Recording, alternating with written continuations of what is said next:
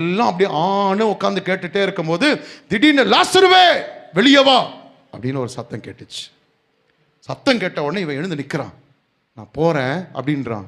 போறியா? எங்கே போகிற? இல்லை, நான் எங்கேருந்து வந்தேனோ அங்கே மறுபடியும் போகிறேன். அப்படிலாம் இங்கே நடக்காது. இங்கே ஒருத்தர் வந்துட்டாங்கன்னா லாஸ்ட் வரையும் இங்கே தான் இருக்கணும். நீ மட்டும் எப்படி போவ? இல்லை இல்லை, நான் சொன்னேனே ஒரு ஃப்ரெண்டுன்னு, அவர் சத்தம் என் காதில் கேட்குது. அவர் என்னை வெளியே வான்னு சொல்கிறாரு.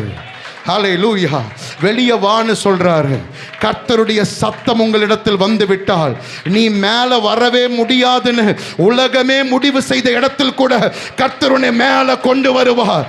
இதுக்கு மேலே உன் தலை தூக்க முடியாது என்று உன்னை பார்த்து சொன்ன உன் குடும்பத்தின் நடுவே கர்த்தர் உன் தலையை உயர்த்துவார். ஓ ரபா ரபா லாரா தாலபா சாந்தனா.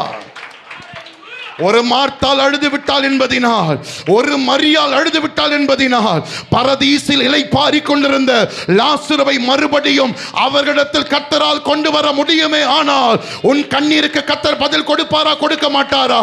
உங்களுடைய ஜெபங்களுக்கு பதில் கொடுப்பாரா, கொடுக்க மாட்டாரா? இன்றைக்கு ராத்திரி கர்த்தருடைய ஊழியக்காரனாக நான் உங்களை பார்த்து சொல்லுகிறேன், நீங்கள் ஜெபித்த அத்தனை ஜெபங்களுக்கும் உங்கள் கண்ணீருக்கும் கர்த்தர் பதிலை கொடுப்பார். ஹல்லேலூயா.